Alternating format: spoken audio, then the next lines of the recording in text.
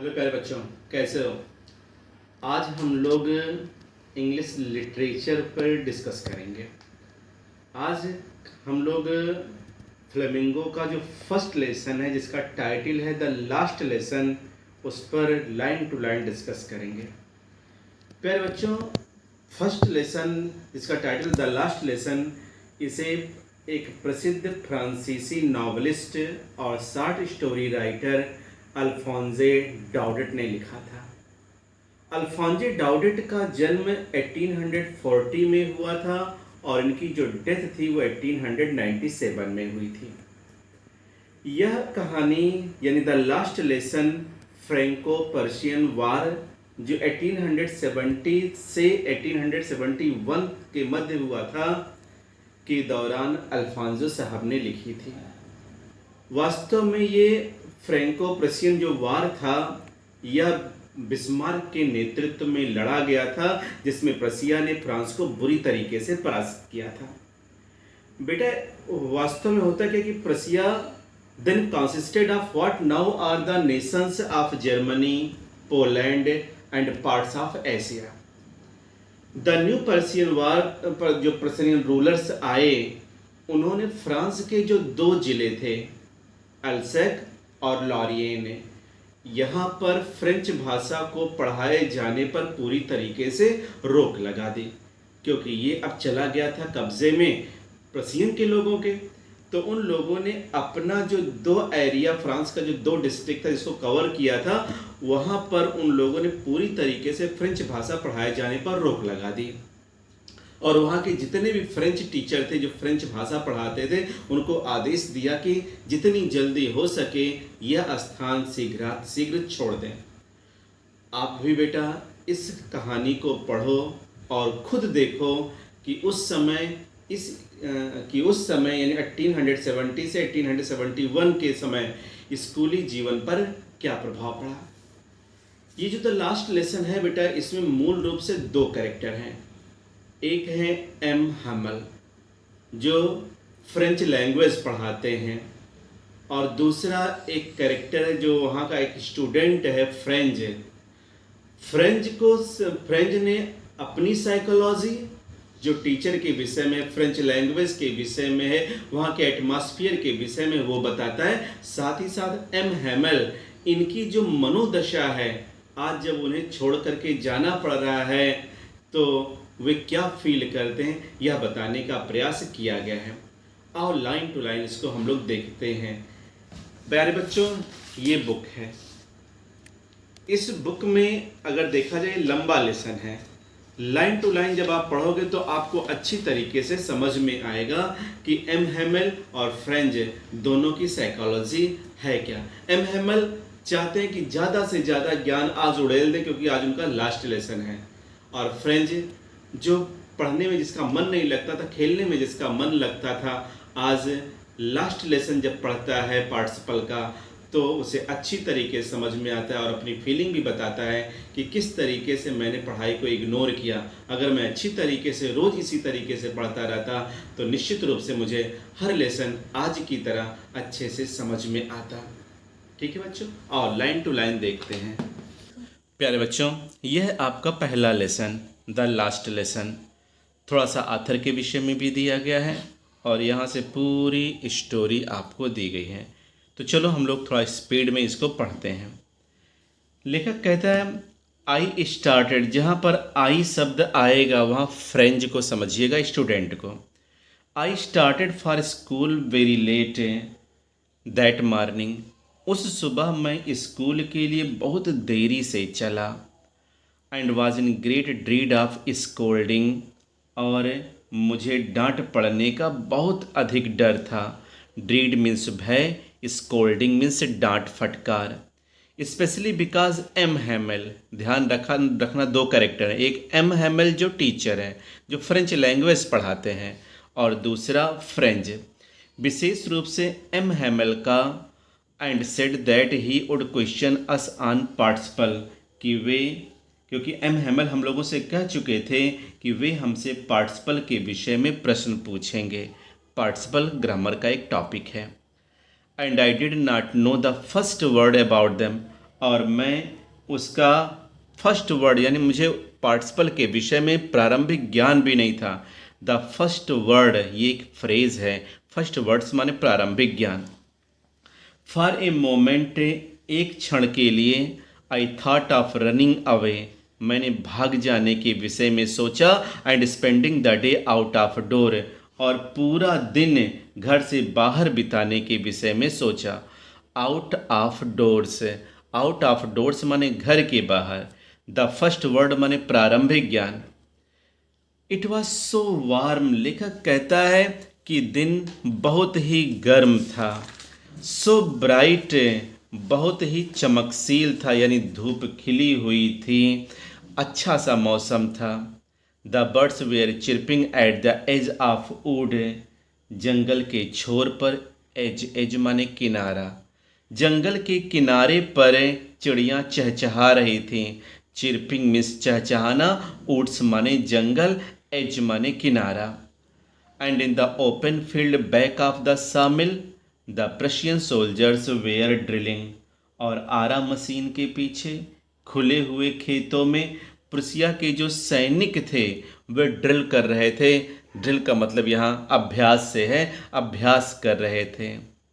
It was all much more tempting यह सब कुछ बहुत ही मनमोहक था, बहुत ही लालायित करने वाला, आकर्षक करने वाला था। Then the rule for participle यानी पार्टिसिपल के नियम की तुलना में यह सारी चीज़ें, कौन कौन सी चीज़ें, वो बर्ड्स की चिरपिंग, वो warm day, bright day, open field, यह सब कुछ पार्टिसिपल के नियम की तुलना में मुझे बहुत ज़्यादा आकर्षित कर रहा था।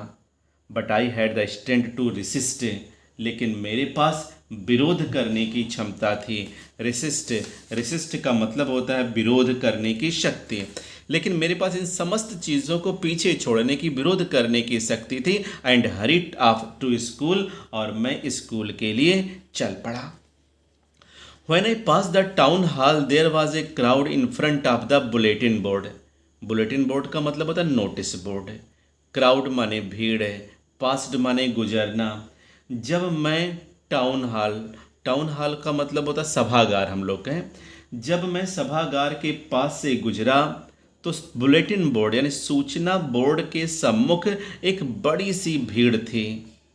फार क्योंकि द लास्ट 2 years क्योंकि पिछले 2 वर्षों में all our bad news had come from there हमारे सारे बुरे समाचार यहीं से प्राप्त हुए थे।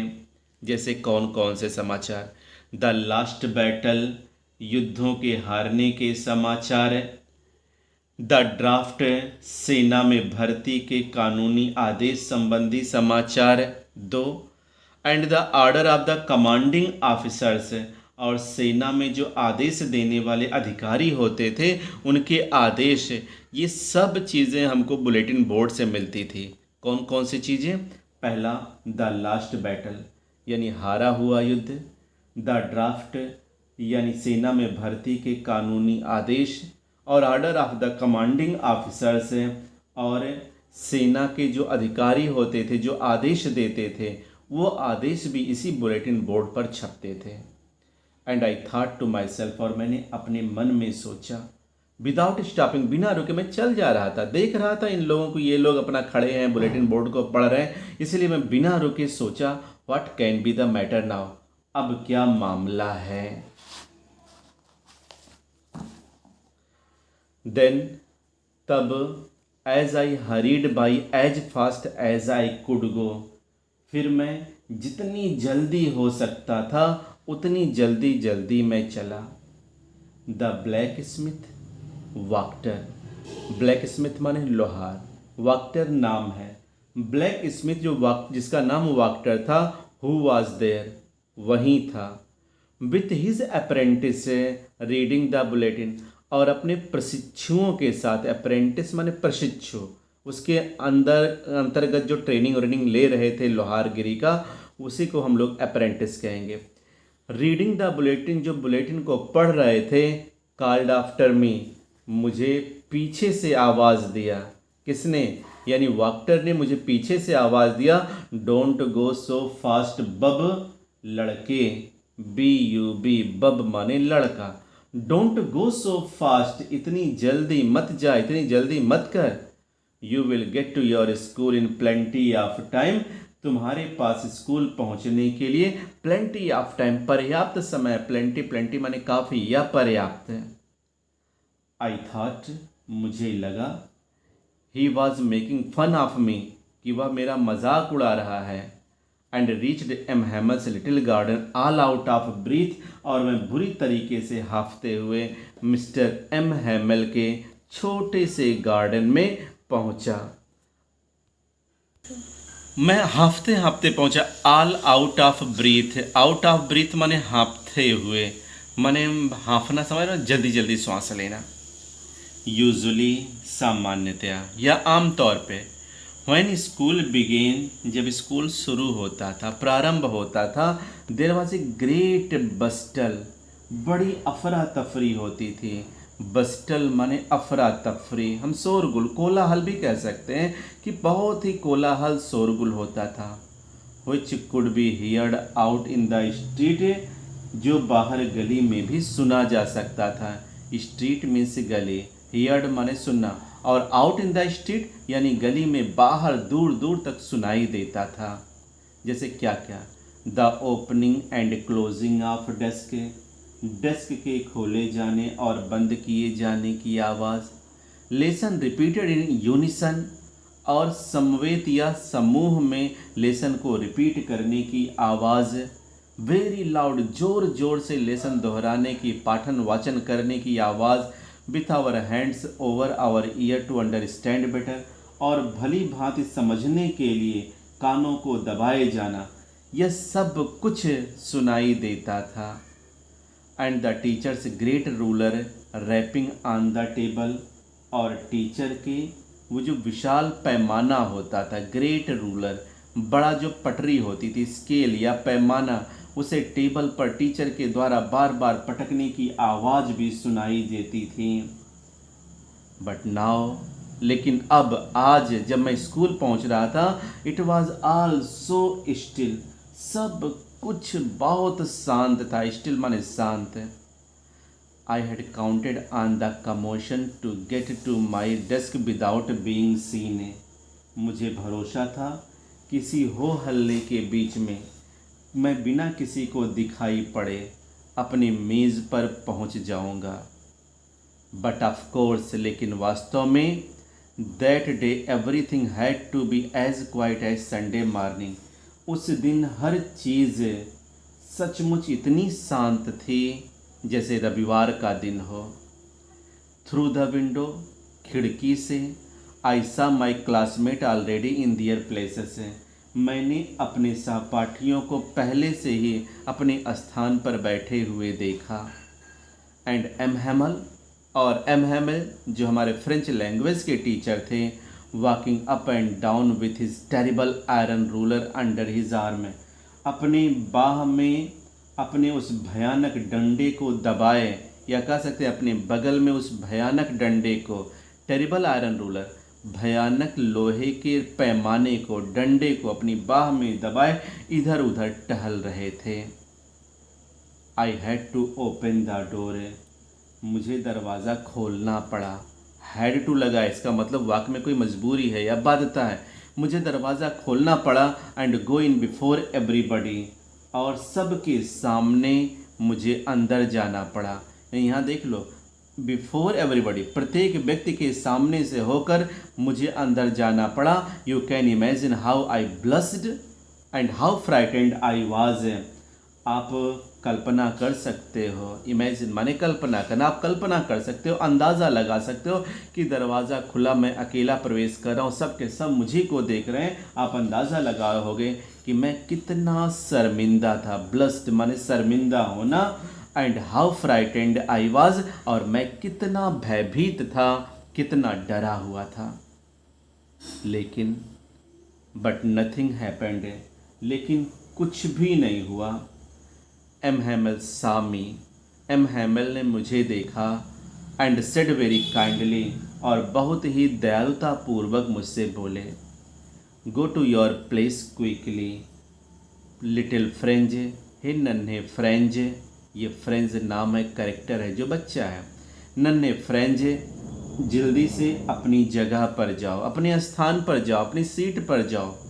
We are beginning without you, हम बिना तुम्हारे प्रारंभ करने वाले थे, यानी तुम्हारे बिना ही आज हम इस पार्टिसिपल का लेसन शुरू करने वाले थे।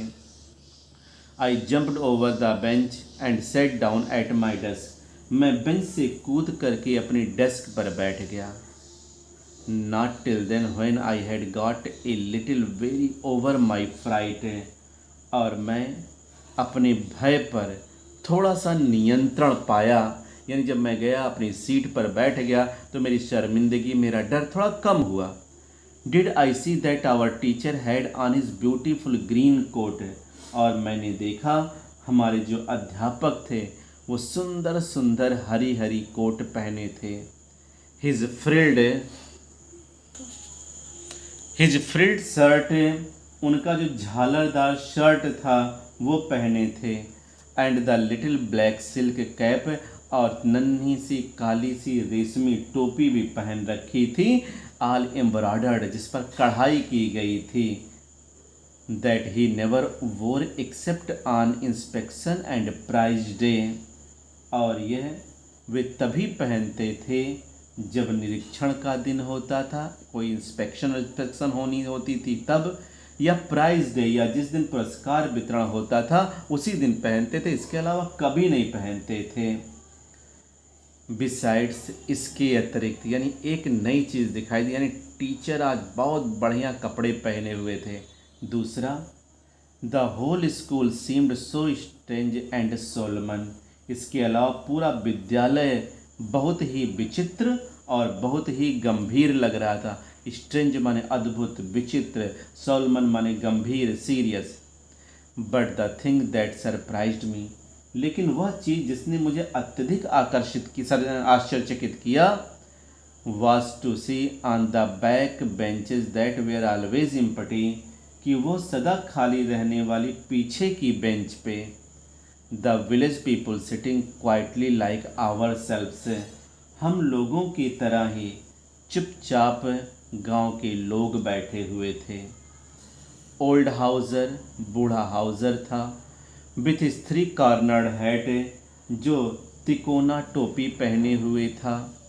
द फार्मर मेयर, भूतपूर्व मेयर, द फार्मर माने भूतपूर्व, पुराने। द फार्मर पोस्टमास्टर, भूतपूर्व postmaster, and several other besides, और इसके अतिरिक्त अनेक लोग थे। एवरीबडी लुक्ड सैड, प्रत्येक व्यक्ति दुखी दिखाई दे रहा था। सैड माने उदास, दुखी। And Houser had brought an old primer, Houser ने अपनी पुरानी प्राइमर के लिए हम लोग कह सकते हैं नन्हे बच्चों की जो किताबें होती थी, काखा गाघा ABCD, बाल पोथी गए, हाउजर ने अपनी पुरानी बाल पोथी ले आई थी। थम्ड एट द एज, ये देखो बढ़िया sentence, thumped at the edge का मतलब होता है यानी बार बार पलटने के कारण अंगूठे का निशान जो किनारे पर लग जाता है, जैसे बार बार पलटते हो तो अंगूठे का निशान कोने पे जो लग जाता है, उसके लिए यूज़ किया है कि उस बाल पोथी, इसका मतलब है कि बाल पोथी का बहुत ज़्यादा प्रयोग किया जा चुका था। थम्ड एट द एज यानी किनारे पर अंगूठे के निशान लगे हुए थे। And he held it open on his knee with his great spectacles lying across the pages, और उसे यानी उस बाल पोथी को, उस प्राइमर को खोल करके अपने घुटने पर रखा हुआ था और अपने चश्मे से उसके पेजेस को देख रहा था। यानी हम कह सकते हैं कि उसने अपने घुटनों तक खुला रखा था और उसका बड़ा चश्मा पृष्ठों पर पड़ा हुआ था। What a thunder clap these words while I was wondering about it all, और जब मैं इन समस्त चीज़ों पर विचार कर रहा था, इन सब के बारे में सोच रहा था कि इतना अच्छा कपड़ा क्यों पहने हुए हैं, गांव के सभी लोग आकर के पीछ की सीट पर क्यों बैठे हैं, सब इतना खामोश क्यों हैं। जब मैं यही सब सोच रहा था तो M Hamel mounted his chair, M Hamel अपनी सीट पर विराजमान हो गए। माउंटेड माने आसीन होना। And in the same grave and the gentle tone, और उतनी ही उसी गंभीरता से, उसी कोमल आवाज़ से, सज्जन आवाज़ से, which he had used to me, जो वो मेरे लिए बार बार प्रयोग करते थे। सेड बोले, माय चिल्ड्रन मेरे बच्चों, this is the last lesson I shall give you, मेरे बच्चों यह अंतिम पाठ है जो मैं तुम्हें दूंगा। अर्थात प्यारे बच्चों, this is the last lesson I shall give you, यह अंतिम पाठ है जो मैं आपको पढ़ाऊंगा। The order has come from Berlin, Berlin से आदेश आ चुके हैं कि to teach only Germany in the school of Alsace and Lorraine, कि एल्सास और लॉरेन के स्कूलों में केवल जर्मन पढ़ाए जाएंगे। आदेश कहाँ से आया था? बर्लिन से। बर्लिन कहाँ है? जर्मनी की राजधानी। The new master comes tomorrow, नए अध्यापक कल तक आ जाएंगे। This is your last French lesson, यह तुम्हारा अंतिम फ्रांसीसी पाठ है। I want you to be very attentive, मैं चाहता हूँ कि आप एकदम एकाग्र हो जाओ, बहुत ही एकाग्र, सीरियस हो जाओ आज का लेसन पढ़ने के लिए। What a thunder clap these words were to me, ये शब्द मेरे लिए बिजली की गड़गड़ाहट की तरह थे। अर्थात थंडर क्लैप माने गड़गड़ाहट, कड़कड़ाहट, जो भी आप कह सकते हो। ओ द रीच, अरे अभागे लोग, रीच माने अभागे। That was what they had put at the town hall, क्या सभागार पर उन्होंने यही लगा दिया था? क्या चीज़? अर्थात कि अब इन दोनों डिस्ट्रिक्ट में, कौन से? अल्सास और लॉरेन, इन दोनों डिस्ट्रिक्ट में सिर्फ जर्मन पढ़ाए जाएंगे, फ्रेंच भाषा नहीं पढ़ाई जाएगी। माई लास्ट फ्रेंच लेसन, मेरा अंतिम फ्रांसीसी पाठ। Why I hardly knew how to write, अभी तो मैं मुश्किल से लिखना सीख पाया था। हार्डली माने मुश्किल से। I should never learn any more, मैं अब आगे कभी नहीं सीख पाऊँगा। आई मस्ट स्टॉप देयर, मुझे यहीं पर रुक जाना होगा। ओह हाउ सॉरी, मुझे कितना दुख है। I was for not learning my lesson, कि मैंने अपने पाठ को याद ना किया, यानी मैं अपने पाठ याद ना करके बड़ा दुखी हूँ। क्योंकि मैं फॉर सीकिंग बर्ड्स एग्स, मैं चिड़ियों के अंडे तलाशता था। On going sliding on the सार, और सार पे जाकर फिसलने का प्रयास करता था। My book that had seemed such A nuisance A while एगो, कुछ पल पहले यह किताबें मुझे बोझ सा दृश्य लगती थी। सो हैवी टू कैरी, ले चलने में बहुत बोझ जैसी लगती थी। My grammar and my history of saints, यानी मेरी ग्रामर की किताब और संतों के इतिहास वाली किताब, वेयर ओल्ड फ्रेंड्स नाउ, अब मुझे पुराने मित्र जैसे लग रहे थे। That I could give up, जिसे मुझे छोड़ देना था, यानी जिन्हें अब मैं त्याग भी नहीं सकता था। I could not give up, इन्हें मैं त्याग नहीं सकता था। किसको? ग्रामर को, माई हिस्ट्री ऑफ द संत्स को, यानी कह सकते हैं अपने बैग को मैं अब त्यागने के लिए तैयार नहीं था। एंड एम हैमिल टू, और एम हैमिल के बारे में कहें, the idea that he was going away, that I should never see him again, made me forget all about his ruler and how cranky he was. दूसरे शब्द हम कह सकते हैं कि एम हैमिल के बारे में भी अगर मैं विचार करूं तो मैं पाता हूं कि मैं अब उनसे फिर कभी नहीं मिल पाऊंगा। I should never see him again, मैं उनसे कभी नहीं मिल पाऊंगा। मुझे उनके जो डंडे थे, रूलर, उनके डंडे, और उनका जो क्रैंकी नेचर था, बदमिजाज जो नेचर था, उनको भी मैं अब कभी नहीं देख पाऊंगा। यानी अब वर्तमान समय में ये सारी चीज़ें भुला चुका था, चाहे वो कितने र्यूड रहे हों, कितना डांटते हों, फटकारते हों, सब कुछ मैं भूल गया था। मुझे तो सिर्फ और सिर्फ यही लग रहा था कि काश एम हैमिल रुके रहें और हमको पढ़ाएं, और मुझे जो मेरी किताबें बोझ समान लग रही थी, आज मुझे बड़ी प्रिय लग रही थी। पुअर मैन, बेचारा आदमी, यहाँ ये पुअर मैन शब्द टीचर के लिए यूज़ किया गया है, हैमिल साहब के लिए, गुरुजी के लिए यूज़ किया गया है। It was in honour of this last lesson that he had put on his fine Sunday clothes, इसी अंतिम पाठ के सम्मान में, आज जो पढ़ाने वाले थे लास्ट लेसन, इसी अंतिम पाठ के सम्मान में उन्होंने संडे क्लॉथ रविवारी सुंदर कपड़ा पहना हुआ था। एंड नाउ, और अब आई अंडरस्टूड, मैं समझ गया, why the old man of the village were sitting there in the back of the room, कि गांव के जो बुज़ुर्ग लोग हैं, old man of the village, गांव के जो बूढ़े लोग हैं, वे कमरे में पीछे क्यों बैठे हुए हैं, ये भी मैं समझ गया। क्योंकि वे एक प्रकार से कह सकते हैं बेटा कि वो उस टीचर को विदाई देने के लिए आए थे, क्योंकि उस टीचर ने यहाँ पर लगभग कितने साल गुजारे थे, 40 साल गुजारे थे। It was because they were sorry, यही कारण था या इसीलिए कि उन्हें भी दुख था, that they had not gone to school more, कि वे और अब स्कूल नहीं गए थे। It was their way thanking our master for his 40 year of faithful service and of showing their respect for the country that was theirs no more.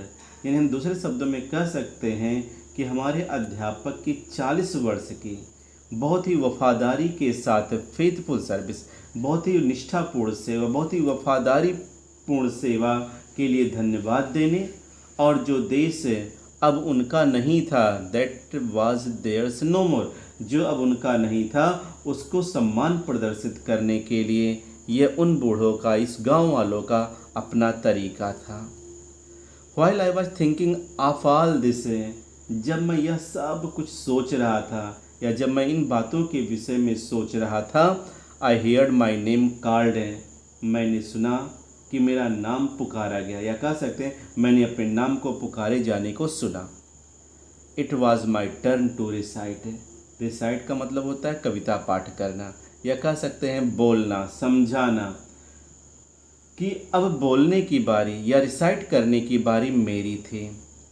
What would I had I not have given to be able to say that dreadful rule for the participle all through very loud and clear and without in one mistake, but I got mixed up on the first word and stood there holding on to my desk, my heart beating and not daring to look up.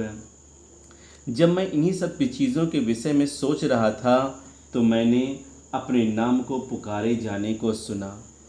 अब recite करने की बारी मेरी थी। लेखक कहता है, बिना किसी गलती के पार्टिसिपल के जो ड्रीडफुल, भयानक, डरावने नियम हैं, इनको पूरा पूरा जोर से स्पष्ट सुनाने को समर्थ होने के लिए मैं हर चीज़ करने को तैयार था।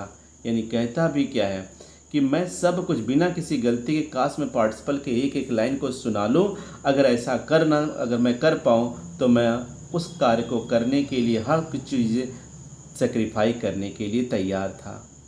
But I got mixed up on the first word, लेकिन मैं अपने पहले ही शब्द में उलझ गया। And stood there holding on my desk, और अपनी मेज़ पकड़कर खड़ा हो गया। माई हार्ट बीटिंग, मेरा हृदय धड़क रहा था। And not daring to look up, और मेरी ऊपर देखने की हिम्मत भी नहीं हो रही थी। आई हेयर्ड एम हैमल से टू मी, मैंने एम हैमल को मुझसे कहते हुए सुना, I would not scold you little French, हे नन्हे फ्रेंच, मैं आज तुम्हें डांटूंगा नहीं। You must feel bad enough, तुम्हें अवश्य ही बहुत बुरा लग रहा है। बैड इनफ, काफ़ी बुरा लग रहा है। सी हाउ इट इज़, देखो ऐसा है बेटा। Every day we have said to ourselves, प्रतिदिन हम स्वयं से कहते हैं, यानी प्रतिदिन हमने स्वयं से कहा है, वाह, अरे, I have plenty of time, मेरे पास पर्याप्त समय है। प्लेंटी माने काफ़ी, प्लेंटी माने पर्याप्त है। आई शैल लर्न इट टुमारो, हम इसे कल सीख लेंगे। एंड नाउ, और अब, यू सी, तुम देखो, where we have come out, हम कहाँ आ गए हैं। Oh, that is the great trouble with Alsace, अरे एल्सास के लिए यही बहुत बड़ी ट्रबल है कि she puts off learning till tomorrow, कि वह सीखने को कल के लिए टाल देती है। यहाँ जो सी वर्ड यूज़ किया गया वो अल्सास के लिए यूज़ किया गया है बेटा। Now those fellows out there will have the right to say to you, वह अब बाहर के लोग, यहाँ पर देखो क्या कर, नाउ दोज फिलो आउट, अब वही बाहर के लोग, there will have the right to say to you, आपके पास कहने का अधिकार होगा या उनके पास कहने का आपसे अधिकार होगा। हाउ इज़ इट, यह कैसे है। You pretend to be Frenchman, तुम फ्रांसीसी होने का बहाना भी करते हो। प्रिटेंड माने बहाना करना, नाटक करना, दिखावा करना। And yet you can neither speak ना राइट योर ओन लैंग्वेज, और तुम ना तो अपनी भाषा लिख सकते हो और ना ही अपनी भाषा बोल सकते हो। But you are not the worst poor little French, लेकिन हे बेचारे नन्हे फ्रेंच, तुम ही सबसे बुरे नहीं हो। वर्स्ट बैड का सुपरलेटिव डिग्री है। हे नन्हे फ्रेंच, केवल तुम ही सबसे बुरे नहीं हो। We have all a great deal to reproach ourselves with, हम सब के पास स्वयं को दोष देना, रिप्रोच माने दोष देना, हम लोग सभी लोगों के पास स्वयं को दोष देने के लिए पर्याप्त कारण है। ए ग्रेट डील ऑफ माने होता काफ़ी या पर्याप्त, रिप्रोच माने आत्मभर्त्सना करना। Your parents were not anxious enough to have you learn, तुम्हारे माता पिता तुम्हें शिक्षा दिलवाने के प्रति पर्याप्त उत्सुक नहीं थे। एनेक्सियस माने उत्सुक होना, एनफ माने काफ़ी। They prefer to put you to work on A farm और एट द मिल्स, वे तुम्हें किसी फार्म पर या आरा मशीन, यहाँ मिल माने आरा मशीन, किसी आरा मशीन पर काम पर लगाना ज़्यादा पसंद करते थे। प्रिफर्ड माने पसंद करना। So as to have a little more money, ताकि थोड़ा सा अधिक धन मिल सके। एंड आई, और मैं, I have been to blame also, मैं भी दोषी हूँ। ब्लेम माने दोषी, यहाँ पर वैसे ब्लेम माने आरोप लगाना, लेकिन यहाँ मतलब होता है दोषी से। Have I not often sent you to water my flowers instead of learning your lesson, and when I wanted to go fishing did I not just give you a holiday, क्या मैं तुम्हें पाठ सिखाने के बजाय अक्सर तुम्हें अपने फूलों में पानी देने के लिए नहीं भेज देता था। और जब मैं मछली पकड़ने जाता था, फिशिंग माने मछली पकड़ना, और जब भी मैं मछली पकड़ना चाहता था या मछली पकड़ने के लिए जाना चाहता था, तो क्या मैं उस दिन तुम्हारी छुट्टी नहीं कर देता था। Then from one thing to another, फिर एक के बाद, वन थिंग टू एनदर, एक के बाद दूसरी बात करते हुए, M Hamel went on to talk of the French language, M Hamel फ्रांसीसी भाषा के बारे में बात करने लगे। सेइंग दैट, यह कहते हैं कि it was the most beautiful language in the world, कि यह संसार का सबसे अच्छी भाषा है, सबसे सुंदर, मोस्ट ब्यूटीफुल सबसे सुंदर भाषा है। द क्लियरेस्ट, सबसे या सर्वाधिक स्पष्ट। द मोस्ट लॉजिकल, अत्यधिक तर्क संगत। लॉजिक माने तर्क, लॉजिकल माने तर्क संगत। That we must guard it among us and never forget it, और यह कि इसे हमें अपने बीच में सुरक्षित रखना है। गार्ड माने सुरक्षित रखना है, और हमें इसे कभी नहीं भूलना है। बिकॉज, क्योंकि समझाते हैं, when a people are enslaved, जब किसी देश के लोग गुलाम होते हैं, पीपुल माने लोग और ए पीपुल माने देश, इंस्लेव्ड माने गुलाम होना। जब किसी देश के लोग गुलाम होते हैं तो as long as they hold fast to their language it as if they had the key to their prison, तो वे अपनी भाषा के माध्यम से एक दूसरे से बंधे रहते हैं, बिल्कुल ऐसे मानो कि जैसे जेल की चाबी उनके पास हो। Then he opened a grammar and read us our lesson, फिर उन्होंने व्याकरण की एक किताब खोली, and read us our lesson, और हमारे पाठ को पढ़ा। I was amazed to see how well I understood it, मैं यह देख कर आज आश्चर्यचकित था कि मुझे कितनी अच्छी तरीके से समझ में आ रहा है। All he said seemed so easy, जो कुछ वे बोले सब कुछ आसान था। आई थिंक टू, मुझे लगा कि that I had never listen so carefully, कि मैंने कभी इतने ध्यान से नहीं सुना था। And that he had never explained everything with so much patience, और उन्होंने इतने धैर्यपूर्वक कभी भी एक एक चीज़ को स्पष्ट नहीं किया था, व्याख्या नहीं की थी। It seemed almost as if the poor man wanted to give us all he knew before going away and to put it all into our heads at one stroke। और आज मुझे ऐसा लग रहा था उनको देख करके, उनके पढ़ाने की शैली को देख करके, कि बेचारा जाने से पहले वो जो कुछ जानता है वह सब कुछ हमको एक ही स्ट्रोक में, एक ही लेक्चर में दे देना चाहता था, और इस सारी जानकारी को एक ही बार में हमारे दिमाग में प्रस्तुत कर देना चाहता था। यानी कहने का मतलब है कि वे कुछ भी छिपाना नहीं चाहते थे कि बस आज का लेसन अंतिम लेसन है और सारा का सारा पार्टिसिपल का रूल्स, ग्रामर के रूल्स मैं बच्चों के दिमाग में बैठा दूं। After the grammar we had lesson in writing, व्याकरण के बाद हमारा लेखन पाठ का समय था। लेसन इन राइटिंग, लिखने का टाइम था। That day M Hamel had new copies for us, उस दिन एम हैमल हमारे पास या हम लोगों के लिए नई कापियाँ लाए थे, या उस दिन हम लोगों के लिए एम हैमल के पास नई नई कापियाँ थी।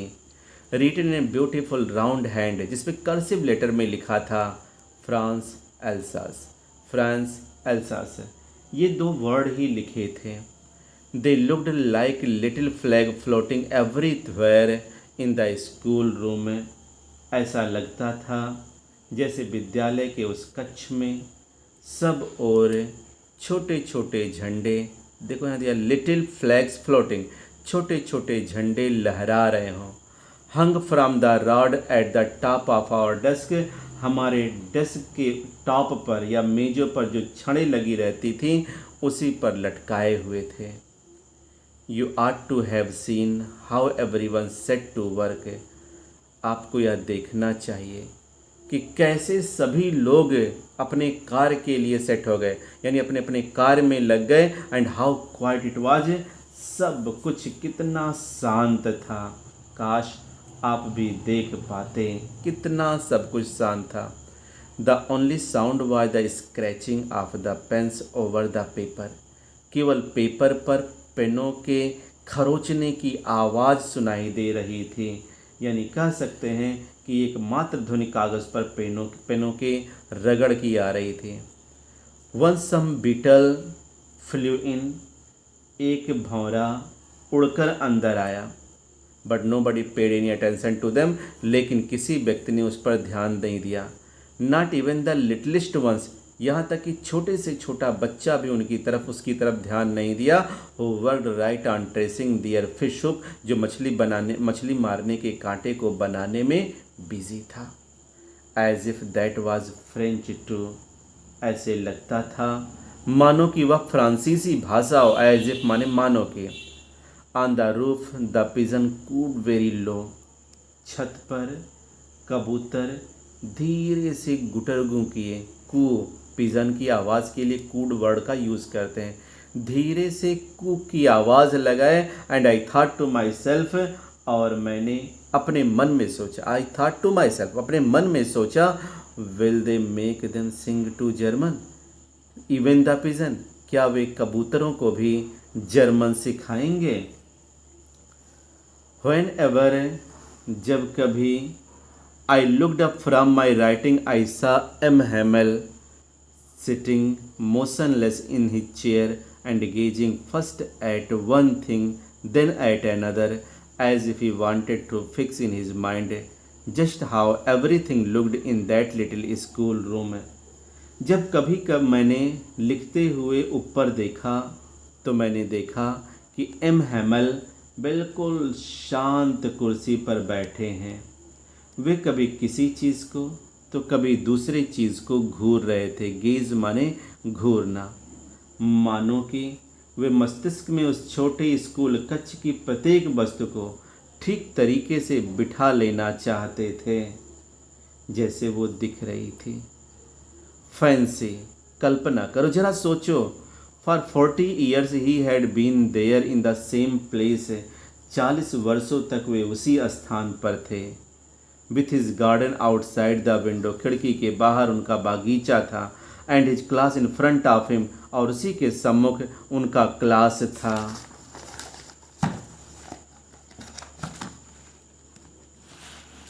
जस्ट लाइक दैट, बिल्कुल उसी तरह जैसे 40 साल पहले था, आज 40 साल बाद भी वैसे ही था। Only the desk and bench had been worn smooth, बस केवल डेस्क और बेंचेज जो थी वो घिस घिस कर, वार्न माने घिसना, स्मूथ माने एकदम कोमल चिकना हो जाना, घिस घिस करके चिकनी हो गई थी। द वॉलनट ट्रीज, वॉलनट माने होता अखरोट, walnut tree in the garden were taller, बागीचे के अखरोट के पेड़ लंबे हो गए थे। And the hop vine, hop vine कोई पौधा है, लता होता है, that he had planted himself twine about the window to the roof, और होप वाइन जो वास्तव में एक लता है जिन्होंने स्वयं को अपने हाथों से लगाया था। ही हैड प्लांटेड हिमसेल्फ, जिसे उन्होंने अपने हाथों से लगाया था, खिड़की से लिपटते हुए कहाँ पहुँच गई थी? टू द रूफ, छत पर पहुँच गई थी। How it must have broken his heart to leave it all, poor man, to hear his sister moving about in the room above, packing their trunks for they must leave the country next day. कहने का मतलब है कि इन सबको छोड़ने से और उसके ऊपर छत पर सामानों को, अपने संदूक की जो पैकिंग थी, अपनी बहन के चलने की आवाज़ को सुनकर वो जो बेचारा आदमी था, बेचारा टीचर था, उसका हृदय कितनी बुरी तरीके से टूट गया होगा, क्योंकि दे must leave the country next day, क्योंकि अगले ही दिन उन्हें देश छोड़ करके जाना है। But he had the courage to hear every lesson to the very last, किंतु उनमें हर पाठ को, एवरी लेसन, हर पाठ को बिल्कुल अंत तक सुनने का साहस ना था, अंत तक सुनने का साहस था। ही हैड द करेज, लेकिन उनमें प्रत्येक लेसन को अंत तक सुनने का साहस था। आफ्टर द राइटिंग, लेखन के पश्चात, we had a lesson in history, हमारे इतिहास का पाठ हुआ। We had a lesson in the history, इतिहास में भी एक पाठ हुआ, यानी इतिहास भी पढ़ाया गया। एंड देन, और तब, द बेबीज चैंटेड, तब बेबी ने, वैसे चैंटेड माने होता मंत्रोच्चारण करना, लेकिन यहाँ पर रिपीटिशन ऑफ वर्ड, छोटे छोटे बच्चों ने पाठ का रिसाइट किया, बा बी बी बो बू ऐसे बोले। Down there at the back of the room old Hauser had put on his spectacles, पिछले छोर पर जो बूढ़ा हाउसर था उसने अपना चश्मा पहन लिया। पुट ऑन माने पहनना, स्पेक्टिकल्स माने चश्मा। And holding his primer in both hands, और अपनी पुस्तक को, जो प्राइमर थे लेकर बैठा था, बाल पोथी जो लेकर के बैठा था, दोनों हाथों में पकड़कर वह भी उनके साथ spelled the letter with them, उनके साथ वो जो लेटर्स जो बोल रहे थे छोटे छोटे बच्चे, क्या बा बी बी बो बू, वो भी रिसाइट करने लगा, यानी उन बच्चों के साथ लेटर्स सीखने लगा, बोलने लगा। You could see that he too was crying, आप देख सकते हो कि वह भी, टू माने भी, वह भी रो रहा था। His voice trembled with emotions, उसके स्वर भावना में कांप रहे थे। And it was so funny to hear him that we all wanted to laugh and cry, और उसे सुनना इतना हास्यास्पद था कि हम सब लोग हंसना और रोना दोनों चाहते थे। How well I remember it that last lesson, वह अंतिम पाठ मुझे कितनी अच्छी तरीके से याद हो गया। ऑल एट वंस, तभी अचानक चर्च क्लॉक स्ट्रक 12, चर्च की घंटी ने 12 बजाए। देन द एंगलस, एंगलस ये पूजा का एक समय होता है। तभी एंगलस की घंटी बज गई, जैसे 12 बजे, 1 बजे, 2 बजे कभी पूजा की घंटी होती है कि मॉर्टिन जैसे होता है, विस्पर जैसे होता है, वैसे एंगलस की घंटी बजी एट द सेम मोमेंट। और उसी समय the trumpet of the Prussians returning from drill sounded under our windows, उसी समय ड्रिल से लौटकर, ड्रिल माने अभ्यास से लौटकर आते हुए प्रसिया के सैनिकों की तुरही की आवाज़, ट्रम्पेट्स माने तुरही, तुरही की आवाज़ हमारे खिड़कियों के नीचे, अंडर आवर विंडोज़, हमारे खिड़कियों के नीचे बजती सुनाई दी। M Hamel stood up, M Hamel खड़े हो गए। पेल बहुत ही पीले दिखाई दे रहे थे। आई नेवर सा हिम लुक सो टाल, यहाँ सो टाल का मतलब, लुक सो टाल का मतलब होता आत्मविश्वासी। यहाँ ये ना समझ लेना कि लंबे से, मैंने उन्हें कभी इतना लंबा नहीं देखा था, ये ना समझना, मैं उन्हें कभी इतना आत्मविश्वासी नहीं देखा था। माई फ्रेंड्स सेड ही, वह बोले मेरे मित्रों, आई, यानी उनके मुंह से आवाज़ नहीं निकल रही थी बच्चों, यानी कह सकते हैं बट स्मूथिंग चोक्ड हिम, यानी समथिंग चोक्ड हिम, ऐसे लगता था जैसे किसी ने उसका गला अवरुद्ध कर लिया हो। He could not go on, वे अपनी बात को जारी ना रख सके, वो बोल नहीं पा रहे थे। आई कह करके रुक गए, गला अवरुद्ध हो गया, क्योंकि प्रसियन सैनिक आ रहे थे और एक प्रकार से उनको खदेड़े जाने का समय भी बिल्कुल करीब आ गया था। जब वे बोल नहीं पाए तो then he turn to the blackboard, फिर वे श्यामपट की ओर मुड़े। टू के पीस ऑफ चाक, एक टुकड़ा चाक का उठाया, and bearing on with all his might, और अपनी पूरी ताकत से, जितनी उनके पास ताकत है, माइट माने ताकत, he wrote as large as he could, वे जितने बड़े अक्षर में लिख सकते थे उतने बड़े अक्षर में लिखे। ये देखो पूरा फ्रेंच लैंग्वेज ही लिख दिया है बेटा, विवा ला फ्रांस, विवा ला का मतलब होता है जिंदाबाद, यानी फ्रांस जिंदाबाद, पूरे बोर्ड पर लिख दिया।